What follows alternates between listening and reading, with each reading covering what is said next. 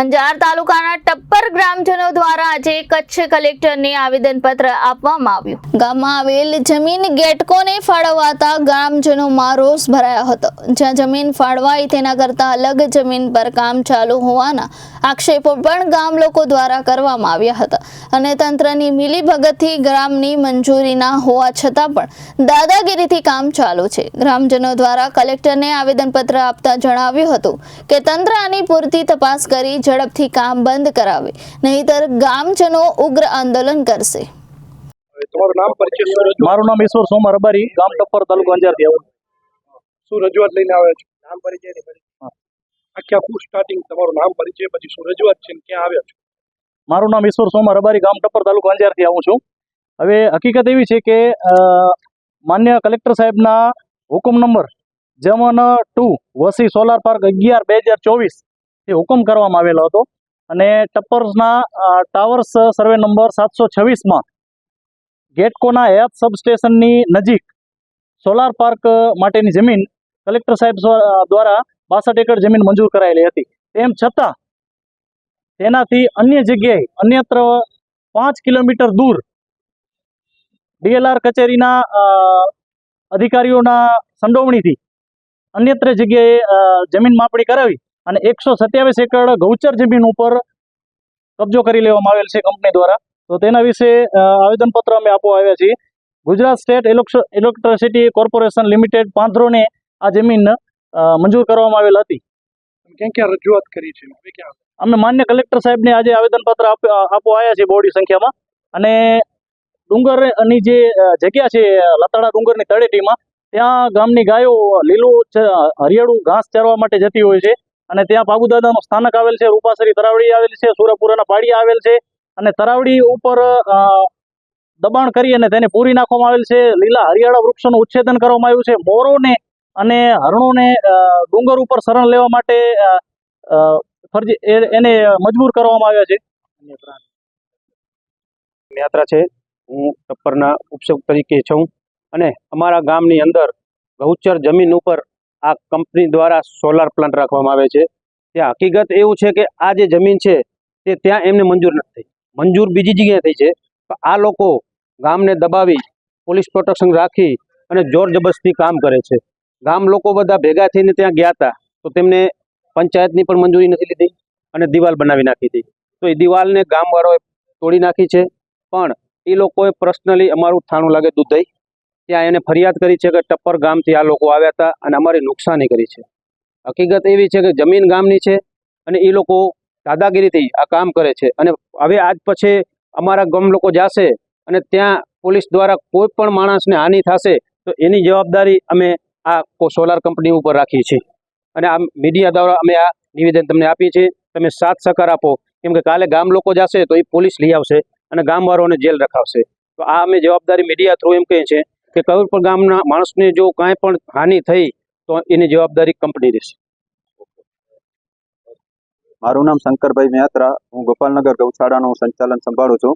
અમારા ગામમાં ટપ્પર ગામમાં 2 મોટા સબસ્ટેશન આવેલા છે. એના દ્વારા ઘણી બધી લાઈનો નીકળે છે ગામમાંથી.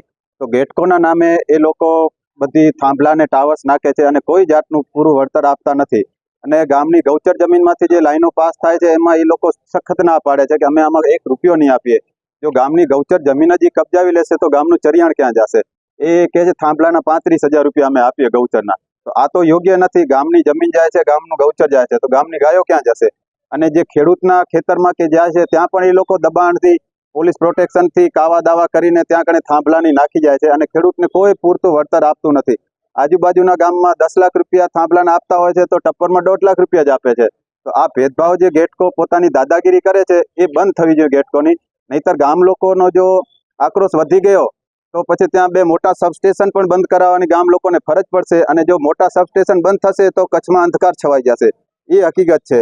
બીજું, ટપ્પર ડેમમાં અત્યારે નર્મદાનું પાણી આવે છે. ટપ્પર ડેમને જો અન્યાય થશે તો પછી ટપ્પર ડેમથી પાણીનો સપ્લાય પણ ટપ્પર ડેમથી ગામ લોકો બંધ કરી નાખશે તો કચ્છ તરસે મરશે. તો એ બધું ના થાય એના માટે કલેક્ટરશ્રીને અને બધા જે અધિકારી છે, ધારાસભ્ય છે, સંસદ સભ્ય છે, એ લોકોને સત્વરે કાંઈક ઉકેલ લાવવા નમ્ર વિનંતી. ગામ લોકોમાં આક્રોશ ફેલાય એના પહેલા પગલાં લેવા જરૂરી છે. નહીતર ગામ લોકો જો જલદ આંદોલન કરશે તો લાઇટ પાણી કચ્છના બંધ થઈ જશે એ એક હકીકત છે. પાવર હાઉસ આવેલો છે ગોપાલનગર અને સર્વે નંબર વલસાણા બોલે છે અને ગોપાલનગરમાં પાવર હાઉસ છે અને ખુલ્લેઆમ દાદાગીરી કરીને આ લોકો અમારા ઉપર ગમે ત્યારે પોલીસ પ્રોટેક્શન, પ્રેશર, રાજકીય દબાણ અને અમારે 1 જ કિલોમીટરનું અંતર છે સાહેબ કે જ્યાં મતલબ અમને 1 લાખ રૂપિયા વળતર મળે છે. બાજુમાં 1 કિલોમીટરને આગળ ભીમાસર પંચાયત લાગે છે, એમને સાહેબ 70 લાખ રૂપિયા એક થાંભલાના વ્યક્તિગત મળેલ છે. અમારા ગામને જ્યારે એ લોકો ડરાવી ધમકાવી અને કોઈ પણ રાજકીય દબાણથી અમને 1 લાખથી 50,000 રૂપિયાનું આજુબાજુ વળતર આપવા માંગે છે. અત્યારે અમારે ગૌચરમાં 80 થાંભલા આવે છે સાહેબ, એ લોકો 40,000 રૂપિયા અમારાથી નક્કી કરેલા છે. 40,000 રૂપિયા નક્કી કરવા છતાંય પણ પૈસા અમને કોઈ પૂરું વળતર મળી નથી. એમ છતાંય અમે જ્યારે માંગીએ છીએ ત્યારે હવે કાંઈ ને કાંઈ બહાના આપે છે. હવે અમારા લાઈન થશે, થાંભલા ચડશે, જ્યારે આમ છે. એમાં એક જે નાના અધિકારીઓ હોય છે એ પણ એક ખેડૂતને એવા ડરાવે છે, ધમકાવે છે, પોલીસ પ્રોટેક્શનથી બહુ અમને પ્રેશર કરે છે. આની અમારે સરકારશ્રી અને કલેક્ટર સાહેબને એ જ અમારે થોડી જાણ કરવી છે કે અમને થોડું આના માટે કાંઈ ને કાંઈ નિવારણ લાવે, એના માટે બસ એ જ અમારી હકીકતથી વિનંતી અને છે. બીજું સર, રમેશ ડાંગર, ગામ ટપ્પરના નાગરિક. મારો મુદ્દો એ છે, અમારી 489 એકર જમીનો જે તે વખતે ઠેરાવ થયેલ છે અને છેલ્લા 8 વર્ષથી ટપ્પર ગામ પંચાયત અને અંજાર બિન રાજકીય અંજાર નગર તાલુકા સરપંચ સંગઠન બિન રાજકીય એના માટે લડત લીધી છે. મતલબમાં આઠામાં અમારી જમીન 489 એકર જમીન બોલે છે, પણ એના આઠા નીકળે છે, 7 બાર નથી નીકળતા. અને અમારી ગાયો 950 છે ટપ્પર ગોપાલનગર 2 ગામની, અને એના માટે ગૌચર સરકારથી નિયમ નથી કરતી, એની માપણી પણ નથી કરતી તળાવોની અને સમજી લો ગૌચરની. તો એની તાત્કાલિક માપણી કરવામાં, જે કાંઈ પટના રૂપિયા ભરવાના થાય ગ્રામ પંચાયત ભરવા તૈયાર છે મતલબમાં, તો એની માપણી પણ થાય અને રેગ્યુલર જમીન થાય. આમ તો અમે અત્યારે 5,000 એકર ગૌચર જમીનની જરૂરત છે, કેમ કે અમારી 950 ગાયો છે, બાકી 1000 ભેંસો છે, ઘેટા બકરા પણ છે, એટલે બધા પક્ષીઓને ને જાનવરોને મળી રહે જમીન. એના માટે 5,000 એકરની જમીનની જરૂર છે. એના માટે માપણી કરે. બાકી જો જમીન વધે કોઈ પણ સરકાર કંપનીને આપણે અમને વાંધો નથી, પહેલી અમારી ગૌચર જમીન આપે એની માપણી કરાવે. રિપોર્ટર કેતન સોની, જનાદેશ ન્યૂઝ, કચ્છ.